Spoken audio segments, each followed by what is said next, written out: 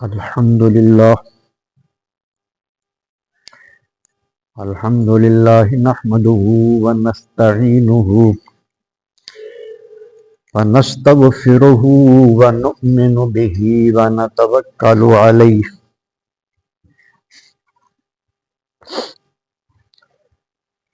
ونعوذ باللہ من شرور انفسنا ومن سیئات اعمالنا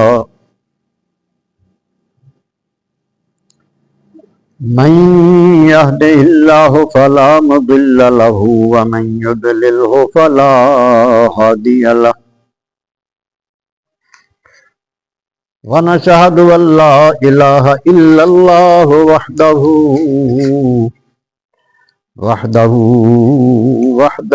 لا شريك له ونشهد أن سيدنا ومولانا وملجأنا ومأوانا محمدا عبده ورسوله أما بعد فأعوذ بالله من الشيطان الرجيم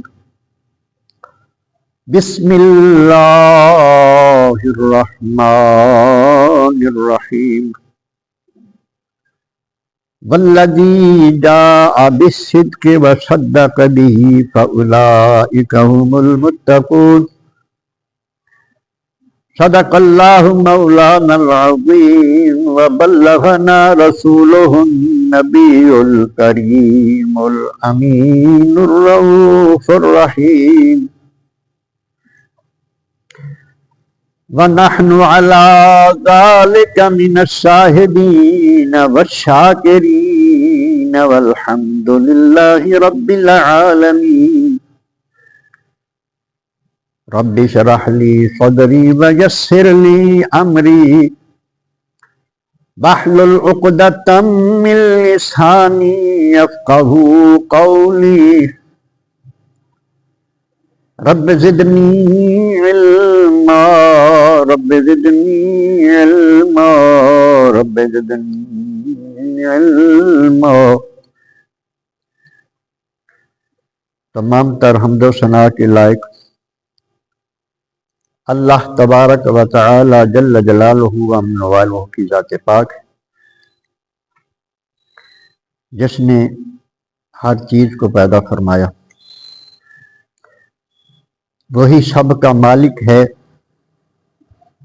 سب کو پالنے والا ہے، نظام زندگی کو چلانے والا ہے۔ اس کی ذات اور صفات میں کوئی شریک نہیں، صرف وہی عبادت کے لائق۔ درود و سلام کے ہدیے حضور سرور کائنات فخر موجودات احمد مجتبی محمد مصطفیٰ صلی اللہ علیہ وآلہ وسلم کی بارگاہ میں، جن کو اللہ تبارک و تعالی نے تمام جہانوں کے لیے رحمت بنا کر بھیجا، معلم بنا کر بھیجا۔ آیا کریمہ جو تلاوت کی ہے، والذی جاء بالصدق وصدق به، وہ ذات جو سچائی لے کر آیا اور وہ جس نے اس سچائی کی تصدیق کی، وہ متقی ہیں۔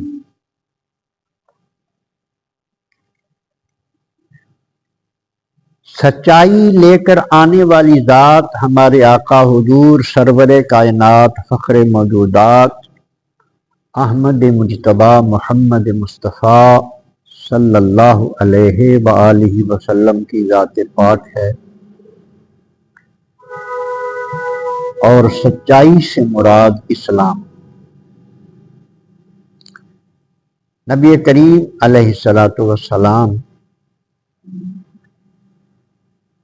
اسلام لے کر دنیا میں تشریف لائے، اسلام زندگی گزارنے کا وہ طریقہ جو اللہ کو پسند ہے اپنی مخلوق کے لیے، اور اللہ نے اپنے حبیب کو دے کر بھیجا ہے وہ طریقہ زندگی کا، اسے اسلام کہتے ہیں۔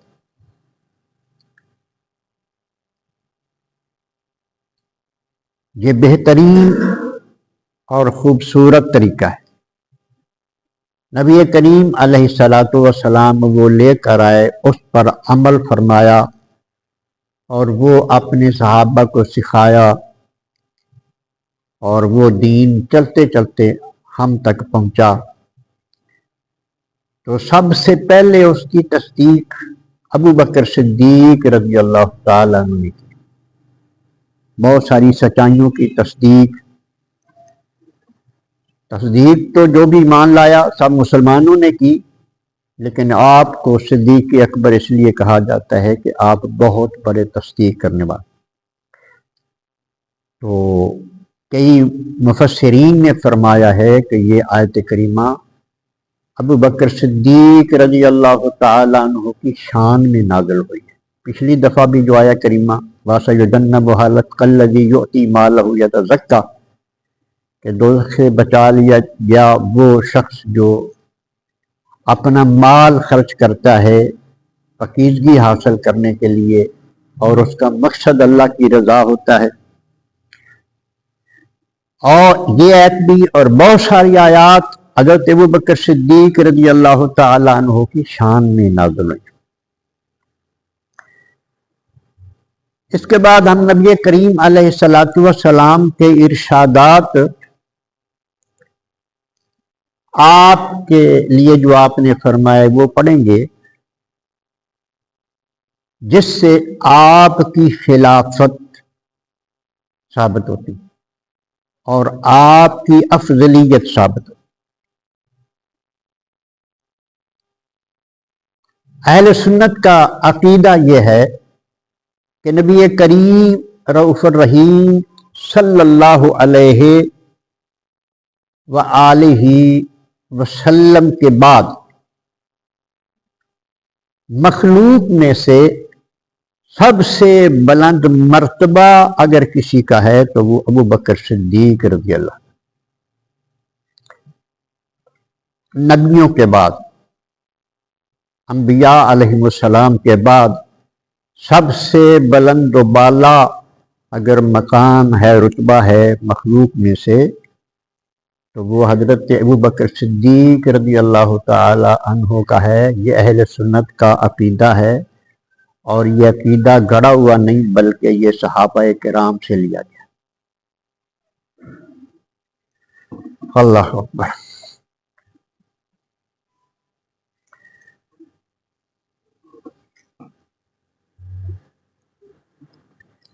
وعن عمرو بن العاص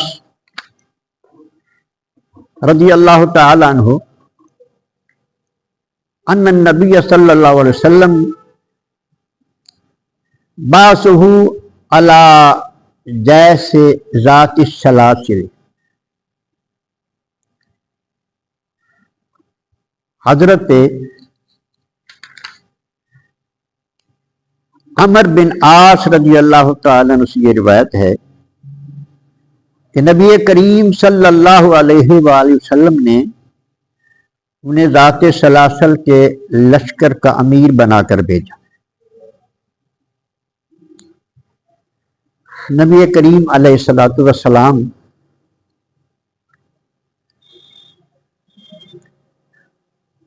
جب کسی علاقے میں اپنا لشکر بھیجتے، اپنی فوج بھیجتے، تو کسی ایک کو اس کا امیر بنا کر بھیجتے۔ آپ اسے جرنیل کہہ لیں، آپ اسے بنا کے بھیجتے۔ تو یہ صحابی ارشاد فرما رہے ہیں کہ نبی کریم علیہ الصلوۃ والسلام نے مجھے بھیجا۔ قال فأتیتہ، فرماتی ہیں کہ میں آپ کی بارگاہ میں حاضر ہوا۔ فقلت ای الناس احب الیک، میں نے حضور کی بارگاہ میں عرض کیا کہ یا رسول اللہ، لوگوں میں سے سب سے زیادہ آپ کو پیارا کون ہے؟ قال عائشہ، نبی کریم علیہ الصلاۃ والسلام نے ارشاد فرمایا عائشہ۔ حضرت عائشہ صدیقہ رضی اللہ تعالیٰ عنہ جو ہیں یہ ابو بکر صدیق رضی اللہ تعالیٰ عنہ کی صاحبزادی ہیں اور نبی کریم علیہ الصلاۃ والسلام کی بیوی ہیں، اور بہت ساری احادیث نبی کریم علیہ الصلاۃ والسلام کے راوی ہیں، حضور کی حدیثوں کی راوی ہیں بہت ساری احادیث کی۔ قلت من الرجال، میں نے پھر عرض کی کہ یا رسول اللہ مردوں میں سے کون ہے؟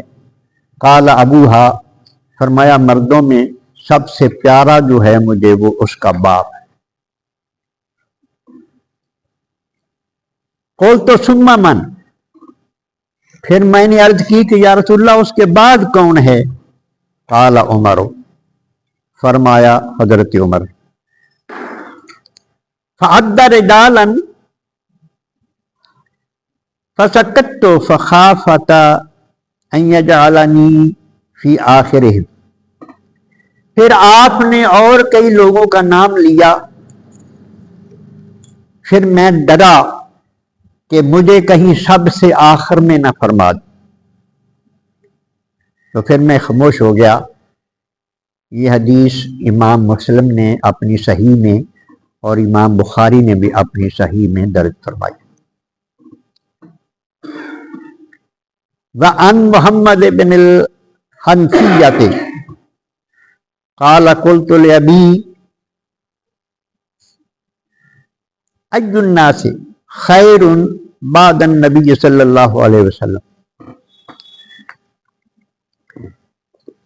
آج کا موضوع نبی کریم علیہ الصلوۃ والسلام کی احادیث مبارکہ کی روشنی میں کہ نبی کریم علیہ الصلوۃ والسلام کے بعد سب سے افضل کون ہے، اور حدیث سے حضرت ابو بکر صدیق رضی اللہ تعالی عنہ کی افضلیت ثابت ہو رہی ہے۔ یہ محمد بن حنفیہ یہ حضرت علی المرتضیٰ شیر خدا رضی اللہ تعالی عنہ کے صاحبزادے ہیں۔ یہ فرما رہے ہیں کہ میں نے اپنے باپ سے، یعنی انہوں نے حضرت علی المرتضیٰ شیر خدا رضی اللہ تعالی عنہ سے پوچھا کہ لوگوں میں سے نبی کریم علیہ الصلوۃ والسلام کے بعد سب سے افضل کون ہے؟ قال ابو بکر، تو حضرت علی المرتضیٰ شیر خدا رضی اللہ تعالیٰ عنہ نے ارشاد فرمایا کہ ابو بکر۔ قلت ثم من، میں نے پوچھا کہ ابا جان اس کے بعد کون ہے؟ قال عمر، آپ نے ارشاد فرمایا کہ حضرت عمر ہے۔ وخشیت ان یقول عثمان، اب یہ فرماتے ہیں کہ میں اس بات سے ڈرا کہ اب آپ حضرت عثمان کا ہی نام لیں گے۔ قلت ثم انت، میں نے خود یہ سوال کر دیا کہ اس کے بعد پھر آپ ہیں۔ قال ما انا الا رجل من المسلمین، اس کو امام بخاری نے روایت کیا ہے۔ حضرت علی مرتضیٰ شیر خدا نے ارشاد فرمایا نہیں، میں تو مسلمانوں میں سے ایک فرد ہوں۔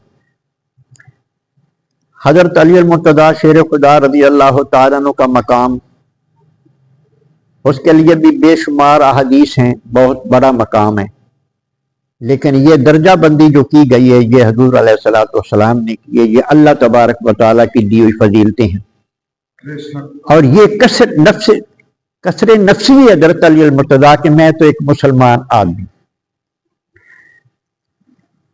وعن ابن عمر قال كنا في زمان النبي صلی اللہ علیہ وسلم، حضرت ابن عمر رضی اللہ یعنی عبداللہ ابن عمر رضی اللہ تعالیٰ عنہ ارشاد فرماتی ہیں کہ نبی کریم علیہ الصلوۃ والسلام کے زمانہ مبارک میں لا نعدل بأبی بکر احدا، حضور کے زمانے میں، حضور کے بعد ہم ابو بکر کے برابر کسی کو نہیں سمجھتے تھے۔ یہ عبداللہ ابن عمر ہیں، یہ نبی کریم علیہ الصلوۃ والسلام کے صحابہ میں سے بہت بڑے محدث بھی ہیں، بہت بڑے مفسر بھی ہیں، اور نبی کریم علیہ الصلوۃ والسلام کا ارشاد ہے کہ آپ کے سارے صحابہ جو ہیں وہ عدول ہیں، جھوٹ وغیرہ ان کے قریب نہیں آیا۔ تو وہ ارشاد فرماتی ہیں کہ حضور کے زمانے میں صحابہ میں سے ہم ابو بکر کے برابر کسی کو نہیں سمجھتے تھے۔ اہل سنت کا جو عقیدہ حضرت ابو بکر صدیق کی افضلیت کا ہے، اس کے بارے میں عرض کر رہا ہوں کہ یہ اہل سنت کا گھڑا ہوا عقیدہ نہیں، بلکہ یہ صحابہ سے لیا گیا ہے۔ یہ نبی کریم علیہ الصلوۃ والسلام کے دیے ہوئے عظمتیں اور شانیں ہیں، اور اللہ پاک کی عطا کی ہیں۔ آپ فرماتی ہیں ثم عمرہ، اس کے بعد حضرت عمر کو ترجیح دیتے تھے، ثم عثمان، پھر عثمان کو، ثم نترک اصحاب النبی صلی اللہ علیہ وسلم لا نفاضل بینہم، ان کے بعد پھر ہم صحابہ کرام سب کو عظمت اور شان والے سمجھتے تھے، اس کے بعد پھر کسی کو کسی پر فضیلت نہیں دیتے تھے۔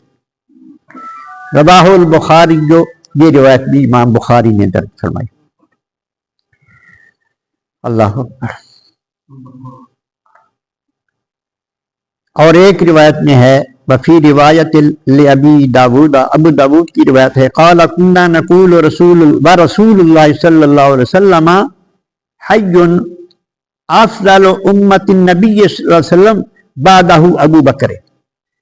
ایک روایت میں یہ امام ابو داود نے یہ روایت نقل کی ہے، وہ فرماتے ہیں کہ نبی کریم علیہ الصلوۃ والسلام کی زندگی میں ہم سب سے زیادہ افضلیت والے حضرت ابو بکر صدیق رضی اللہ تعالیٰ عنہ کو سمجھتے تھے۔ ثم عمر، پھر عمر کو، ثم عثمان، پھر حضرت عثمان کو۔ اللہ عن ابی ہریرہ رضی اللہ عنہ،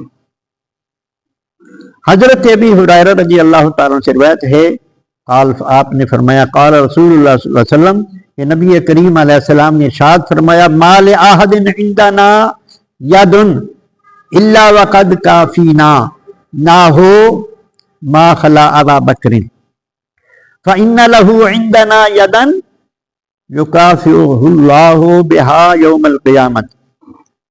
نبی کریم علیہ السلام نے ارشاد فرمایا کہ جس نے بھی میرے ساتھ کوئی حسن سلوک کیا ہے، کوئی احسان کیا ہے، میں نے اس کا بدلہ دنیا میں چکا دیا۔ یہاں ذاتی خدمت کے حوالے سے، جس نے کوئی ذاتی خدمت کی، مالی خدمت کسی طرح بھی کی، اس کا بدلہ میں نے دنیا میں چکا دیا ہے، سوائے ابو بکر صدیق رضی اللہ تعالیٰ۔ یہ حضور فرما رہے ہیں، ارشاد فرما رہے ہیں کہ اللہ وقد، میں نے اس کا بدلہ چکا دیا ہے، ما خلا ابا بکر، ابو بکر کے سوا، فإن له عندنا یدا، اس کے احسانات مجھ پر ایسے ہیں جو کافئہ اللہ بہا یوم القیامت، اللہ اس کے احسانوں کا بدلہ قیامت کے دن چکائے گا۔ یہ نبی کریم علیہ السلام ارشاد فرما رہے ہیں۔ اللہ وما نفعنی مال احد قط ما نفعنی مال ابی بکر۔ آقا علیہ الصلوۃ والسلام نے ارشاد فرمایا، جتنا نفع مجھے ابو بکر صدیق کے مال نے پہنچایا ہے، اتنا کسی کے مال نے نہیں پہنچایا۔ ابو بکر صدیق رضی اللہ تعالیٰ نے اپنی خواہش کا اظہار بھی اس طرح کیا تھا کہ یا رسول اللہ، کمائی میری ہو، خرچ آپ کرتے، یہ آپ کا عشق۔ جب آپ نے اسلام قبول کیا تھا حضرت ابو بکر صدیق رضی اللہ تعالیٰ عنہ نے،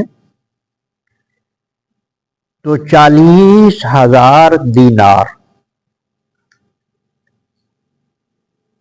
دینار سونے کا ہوتا ہے، یہ سونے کا سکہ ہے، اس وقت آپ کے پاس 40,000 دینار یعنی بڑی خیر برکت تھی، وہ سارے کے سارے حضور کے قدموں میں لا کے رکھ دیے تھے۔ تو یہ اب اس کا حساب لگائیں تو یہ کتنے بنتے ہیں، یہ بہت زیادہ رقم ہے، ہاں جی بہت زیادہ رقم بنتی تھی۔ یہ سارے نبی کریم علیہ السلام پر فدا کر دیے تھے ابوبکر صدیق رضی اللہ تعالی۔ یہ حضور نے خود فرمایا کہ جتنا ابوبکر کے مال نے مجھے نفع پہنچایا کسی کے مال نے نفع نہیں پہنچایا۔ وان عمر قال ابو بکر سیدنا وخیرنا وحبنا الی رسول اللہ صلی اللہ علیہ وسلم۔ حضرت عمر فاروق رضی اللہ تعالیٰ عنہ ارشاد فرما رہے ہیں کہ ابو بکر صدیق ہمارے سردار ہیں، یہ خود بھی سردار ہیں۔ حضرت عمر فاروق رضی اللہ تعالیٰ عنہ کا جو خاندان، ویسے تو وہ یہ سارے پیچھے سے ایک باپ دادے کی اولاد ہیں، حضور بھی، ابو بکر صدیق بھی، عمر فاروق بھی، کوئی کتنی پیڑھی سے جا کر مل جاتا ہے، کوئی کتنی پیڑھی سے جا کر مل جاتا ہے، ہاں جی۔ لیکن یہ خاندان جو حضرت عمر فاروق رضی اللہ تعالیٰ کا، یہ معاشرے میں اس وقت پڑھے لکھے لوگ تھے، اور یہ منصف تھے اس وقت، پنچایت فیصلے وغیرہ انہی کی آباء و اجداد میں چلے آتے تھے۔ حضرت عمر فاروق کے والد، اس کے دادا وغیرہ وغیرہ، یہ ان کو سردار، ہاں جی، تو یہ سمجھا جاتا تھا۔ تو وہ یہ ارشاد فرما رہے ہیں، اعتراف کر رہے ہیں، اب مسلمان ہو گئے نا جی، اب اعتراف کر رہے ہیں کہ ہمارے سردار حضرت ابوبکر صدیق رضی اللہ تعالیٰ وخیرنا، اور ہم سب سے افضل ہیں، بأحبنا الی رسول اللہ صلی اللہ علیہ وسلم، اور نبی کریم علیہ السلام کو ہم سب سے زیادہ محبوب ہیں، یعنی ہم میں سے سب سے زیادہ پیار نبی کریم علیہ السلام کو ابوبکر صدیق سے ہے۔ اس کو امام ترمذی نے روایت کیا۔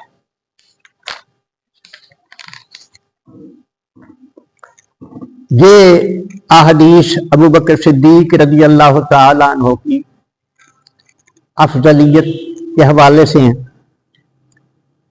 اور ایک حدیث آپ کی خلافت سے حوالے کی۔ وان عائشہ رضی اللہ عنہ قالت، حضرت عائشہ رضی اللہ تعالی عنہ سے روایت ہے، قال آپ نے فرمایا قال لی رسول اللہ صلی اللہ علیہ وسلم، کہ مجھے نبی کریم علیہ السلام نے ارشاد فرمایا فی مرضہ، اپنے بخار کے دنوں میں۔ نبی کریم علیہ السلام کی طبیعت مبارک علیل ہو گئی، آپ کو بخار ہو گیا، اسی بخار میں آپ کا وصال ہو جاتا ہے۔ آپ نے ارشاد فرمایا ادعی لی ابا بکر اباک، ارشاد فرمایا کہ میرے پاس بلا لاؤ اپنے باپ ابو بکر صدیق، حضور فرما رہے ہیں، وَأَخَاكَ، اور اپنے بھائی کو۔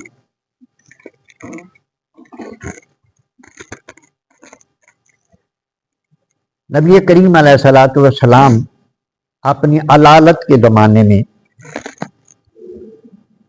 اپنی زوجہ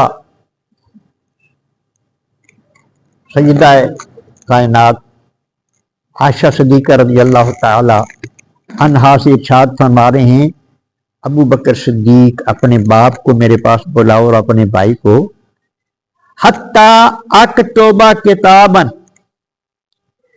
میں ان کو کوئی تحریر لکھوانا چاہتا ہوں،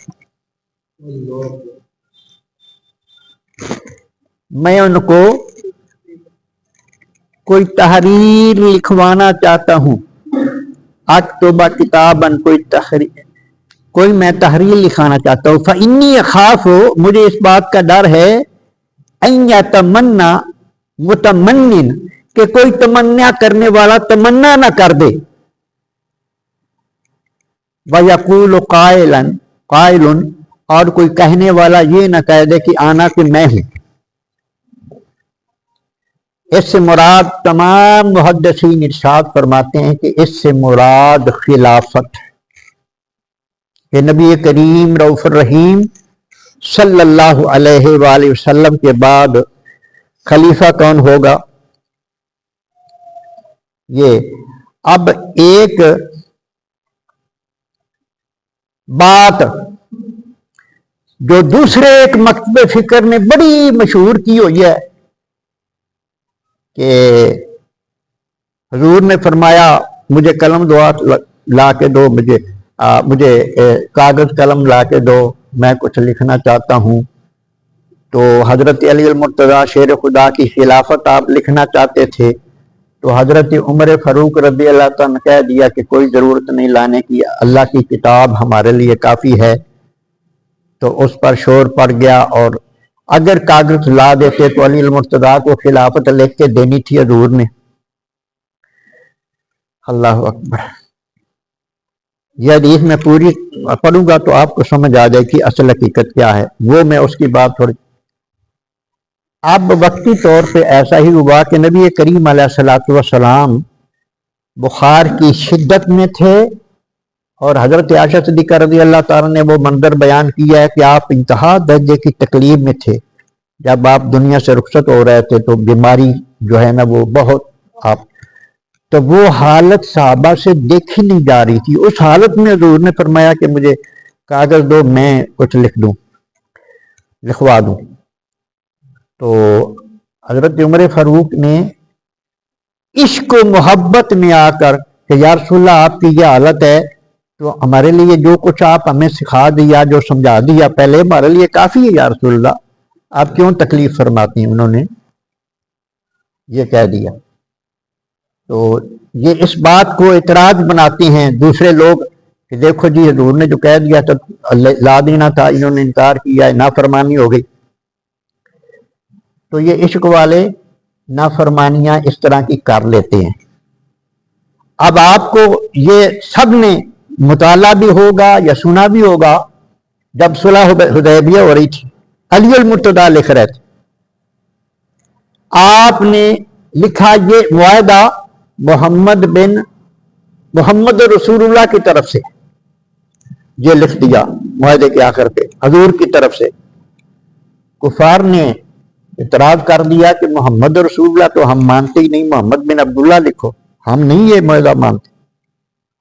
تو نبی کریم علیہ الصلوۃ والسلام نے ارشاد فرمایا کہ اے علی، رسول اللہ کاٹ دو۔ عرض کی حضور میں نہیں کاٹوں گا۔ سرکار نے فرمایا کاٹ دو، وہ نہیں مانتے، یا رسول اللہ میں نے نہیں کاٹنا۔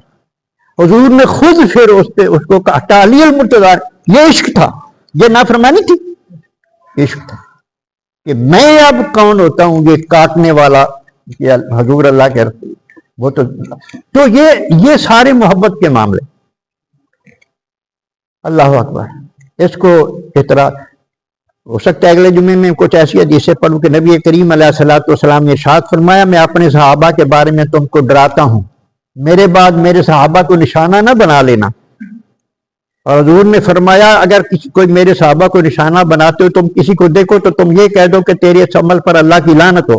یہ میں ساری حدیثیں تن پڑھ کے سنوں۔ تو یہ معاملات ہے۔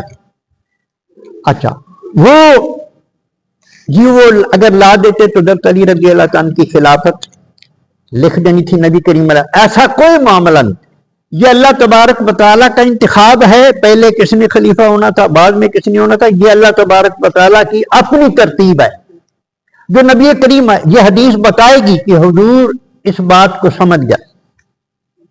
آپ نے ارشاد فرمایا اپنے بھائی کو، اپنے باپ کو بلاؤ، میں انہیں کچھ لکھوا دوں تاکہ بعد میں کوئی کہنے والا یہ نہ کہے کہ میں ہوں۔ اس کے بعد نبی کریم علیہ السلام پھر کیا فرماتے ہیں؟ ولا، نہیں، رہنے دو۔ وَيَأْبَى اللَّهُ وَالْمُؤْمِنُونَ إِلَّا أَبَا بَكْرٍ، رہنے دو، کیونکہ اللہ تبارک و تعالی اور ایمان والے ابو بکر کے علاوہ اگر کوئی آئیں گے تو اس کو منع کر دیں گے. یعنی ابو بکر کے علاوہ نہ تو اللہ کسی کو تسلیم فرمائے گا کسی کا خلیفہ بننا، اور نہ ہی مسلمان اس بات کو پسند کریں گے. یہ نبی کریم علیہ الصلوۃ والسلام نے فرما دیا تھا پہلے. اب یہ تقرری جو ہے یہ نبی کریم علیہ الصلوۃ والسلام نے خود فرما دی کہ خلیفہ کون ہوں گے، ابو بکر صدیق رضی اللہ تعالیٰ عنہ. اللہ اب یہ اس واقعے کے بعد پھر ایک آتا ہے وَعَنْ جُبَيْرِ بْنِ مُطْعِمٍ قَالَ أَتَتِ النَّبِيُّ صلی اللہ علیہ وسلم أَتَتِ النَّبِيُّ صلی اللہ علیہ وسلم. ایک عورت نبی کریم علیہ الصلوۃ والسلام کی بارگاہ میں حاضر ہوئی صلی اللہ علیہ وسلم. امراتن، ایک عورت آئی. فَكَلَّمَتْهُ فِي شَيْءٍ، کسی معاملے میں اس نے حضور سے بات کی. فَآمَرَهَا، تو نبی کریم علیہ السلام نے اس کو حکم فرمایا ان ترجعوا الیہ، اب تو لوٹ جا پھر آنا، اب چلی جا پھر آنا. جب نبی کریم علیہ السلام نے یہ ارشاد فرمایا قالت یا رسول اللہ، اس عورت نے کہا کہ اے اللہ کے رسول، ارأیت ان جئت ولم اجد کا، اگر میں جب دوبارہ آپ مجھے تاریخ دے رہے ہیں، محدثین نے لکھا ہے کہ اس کا کوئی معاملہ تھا جس میں فیصلہ کرنا تھا، حضور علیہ السلام کی عطالت اس وقت عدالت تھی، تو آپ نے فرمایا دوبارہ آنا. اور معصیت حکمرانی وہ آپ کے پاس آئی تھی کہ آپ سے فیصلہ کرواؤں. تو نبی کریم علیہ السلام نے اس کو فرمایا کہ دوبارہ آنا. اس نے عرض کیا کہ یا رسول اللہ، اگر میں دوبارہ آؤں اور آپ کو نہ پاؤں، ارشاد فرمایا کہ کأنہا ترید الموت. محدث یعنی یہ راوی لکھ رہے ہیں کہ اس کا جو مطلب تھا وہ یہ تھا کہ وہ دیکھ رہی تھی کہ حضور علیہ الصلوۃ والسلام بہت علیل ہیں، تو ایسا نہ ہو کہ حضور کا وصال ہو جائے اور میں آؤں تو آپ کو نہ پاؤں، تو پھر کیا بنے گا. اس نے بات کر دی حضور سے کہ اگر میں آپ کو نہ پاؤں، قال فإن لم تجدنی، اگر تو مجھے نہ پائے، فاتی ابا بکر، تو پھر ابو بکر کے پاس آنا، پھر ابو بکر ہوگا. تمام محدثین، تمام مسلمان اس بات پر متفق ہیں کہ نبی کریم علیہ الصلوۃ والسلام نے گویا کہ یہ مقرر فرما دیا ہے کہ میرے بعد اس سیٹ پہ ابو بکر ہوگا. اللہ اکبر. تو اب یہ جو عقیدہ ہے نبی کریم علیہ السلام، یہ جو حضور علیہ الصلوۃ والسلام کی جانشینی کا اور خلافت کا، یہ اللہ تبارک و تعالیٰ کا فیصلہ ہے اور نبی کریم علیہ الصلوۃ والسلام کا فیصلہ ہے.